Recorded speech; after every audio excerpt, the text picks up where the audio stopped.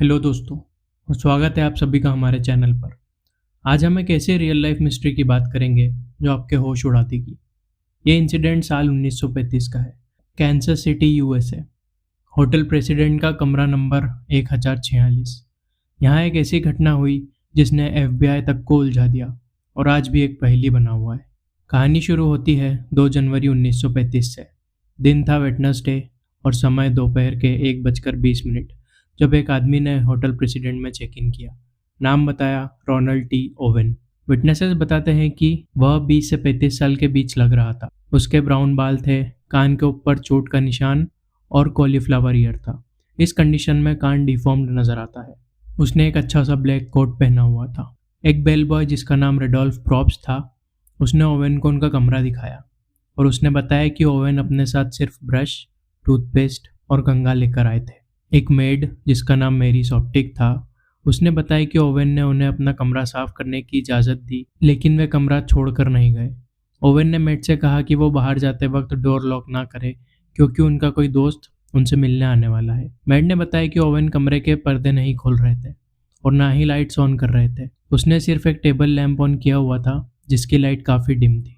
बाकी staff members जो उस रूम में गए थे उन्होंने भी सेम चीज़ बताई। मेड मेरी ने जब पुलिस को स्टेटमेंट दिया तो कहा कि या तो ओवेन किसी चीज़ को लेकर बहुत चिंतित थे या फिर डरे हुए, और वो हमेशा कमरे में अंधेरा रखना चाहते थे। शाम के 4 बजे मेरी रूम में वापस जाती है टॉवेल्स देने के लिए, और वो देखती है कि ओवेन तैयार होकर बिस्तर पर बैठे हैं अंधेरे में, और उन्होंने टेबल पर पड़े हुए एक नोट को देखा जिसमें लिखा था डॉन, मैं 15 मिनट में फिर आऊँगा, इंतज़ार करना। अगले दिन यानी 3 जनवरी को मेरी सुबह 10:30 बजे रूम क्लीन करने पहुंची तो उसने पाया कि कमरे का दरवाज़ा बाहर से बंद है, लेकिन ओवेन अंदर ही थे, अंधेरे में बैठे हुए थे। इसका मतलब कि कोई और ओवेन को बाहर से बंद करके जा चुका था।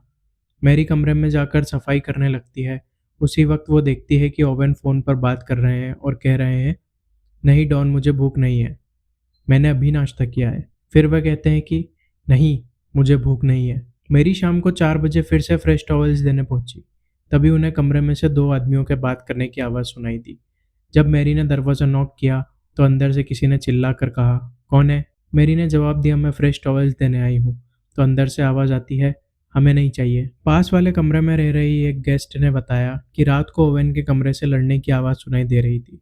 एक आवाज़ आदमी की थी और एक आवाज़ औरत की। अगली सुबह यानी 4 जनवरी को सुबह 7:30 बजे होटल के फ़ोन ऑपरेटर ने नोटिस किया कि ओवेन के कमरे के फ़ोन का वायर काफ़ी समय से निकला हुआ है। तो उसने बेल बॉय रेंडोल्फ प्रॉप्स को रूम में जाकर देखने को कहा। कमरे के दरवाजे पर डू नॉट डिस्टर्ब का साइन था, लेकिन बेल बॉय ने दरवाजे पर 2-3 बार नॉक किया। अंदर से काफ़ी धीमी आवाज़ में किसी ने कहा, अंदर आ जाओ और लाइट्स ऑन कर लो। उसने गेट खोलने की कोशिश की तो देखा कि गेट अंदर से लॉक्ड है। तो बेल बॉय ने कहा कि फ़ोन का वायर कनेक्ट कर लो और वहाँ से चले गए, ये सोचकर कि ओवेन नशे में है। इसके 1 घंटे बाद यानी सुबह 8:30 बजे तक फ़ोन का वायर नहीं कनेक्ट किया गया। अब एक और बेल बॉय हैरोल्ड पाइक मास्टर की लेकर ओवेन के कमरे में पहुंचे। पाइक ने देखा कि कमरे की लाइट्स ऑफ है और सिर्फ हॉल की लाइट्स ऑन है। अंदर जाकर उन्होंने पाया कि ओवेन बिस्तर पर नशे में धुत नंगे पड़े हुए हैं और जहाँ पर वे लेटे हैं उसके आसपास की चादर पूरी तरह काली पड़ चुकी है। उन्होंने देखा कि फ़ोन स्टैंड गिरा हुआ था, तो पाइक ने फ़ोन स्टैंड उठाकर उस पर फ़ोन रखकर वायर कनेक्ट कर दिया और वहाँ से चले गए। 10:30 से 11:45 के बीच फिर से फ़ोन का रिसीवर फ़ोन पर से हटाया गया। तो इस बार पहले बेल बॉय प्रॉप्स्ट फिर से रूम नंबर 1046 में पहुंचे और जो उन्होंने देखा उसे देखकर वह बुरी तरह डर गए। प्रॉप्स ने पुलिस को बताया कि जब मैं कमरे में घुसा, मैंने देखा कि ओवेन अपने घुटनों पर रेंगते हुए दरवाजे की तरफ आ रहे थे और उन्होंने अपने सर पर हाथ रखा हुआ था और उनके सर से खून निकल रहा था। मैंने लाइट्स ऑन की और देखा कि चारों तरफ खून ही खून था।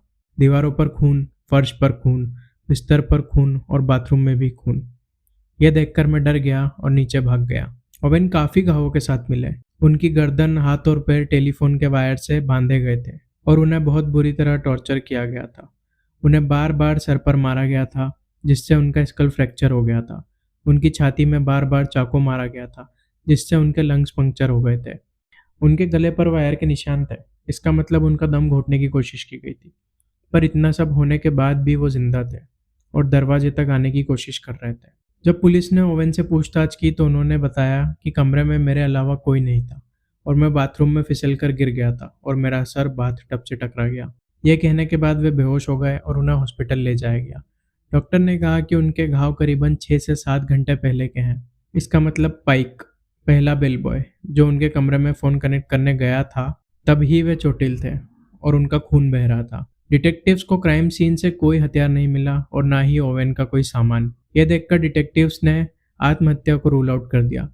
पुलिस को फ़ोन के रिसीवर से 4 लोगों के फिंगरप्रिंट मिले, जिसमें एक फीमेल का था।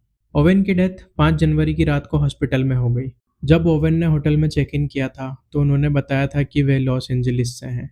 लेकिन लॉस एंजलिस की पुलिस किसी रोनेल्ड टी ओवेन की जानकारी निकालने में नाकामयाब रही। इससे पुलिस को समझ आया कि शायद रोनेल्ड टी ओवेन उसका असली नाम ही नहीं था। उनकी बॉडी लोगों को दिखाने के लिए मेलोडी मैगली फ्यूनरल होम में रखी गई थी, क्योंकि वे लोग जिनके परिवार के लोग मिसिंग थे आकर देखना चाहते थे कि ओवेन ही तो नहीं उनके गायब हुए फैमिली मेंबर हैं। लेकिन किसी ने उनकी बॉडी क्लेम नहीं की। ओवेन की बॉडी क्लेम ना होने पर पुलिस के पास ओवेन की जानकारी की कोई लीड नहीं थी। इसके बाद पुलिस का फोकस शिफ्ट हुआ डॉन नाम के व्यक्ति पर, जिनका नाम ओवेन ने कई बार लिया था जब वे होटल में ठहरे हुए थे। डॉन शायद वही था जिसने मेड से चिल्लाकर बात की थी।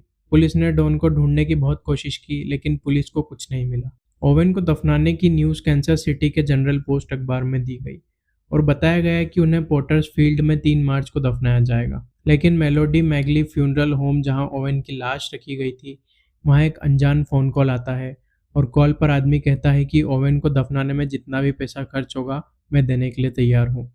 ये सुनने में कितना अजीब है, क्योंकि कोई तो जानता था कि ओवेन कौन है, और अगर यही किलर था, तो वो उनके अंतिम संस्कार के पैसे क्यों देना चाहेगा। 23 मार्च को फ्यूनरल होम के गेट के बाहर एक न्यूज़पेपर मिलता है, जिसमें नोट की गड्डी बंधी हुई थी। अंतिम संस्कार में यूज होने वाले फूलों का कॉन्ट्रैक्ट ऑलरेडी रॉक फ्लावर नाम की कंपनी को दिया जा चुका था, एक कार्ड के साथ, जिसमें लिखा था लव फॉरएवर बाय लुइस, जिसे बाद में ओवेन की कवर पर रखा गया। तो दोस्तों, ये था रूम नंबर 1046 में हुए रियल इंसिडेंट का पहला पार्ट। जल्द ही हम इसके आगे की कहानी लेकर आएंगे। अगर ये कहानी आपको अच्छी लगी हो तो हमारे चैनल को सब्सक्राइब कीजिए और वीडियो को लाइक कीजिए। मिलते हैं अगले वीडियो में, तब तक के लिए गुड बाय।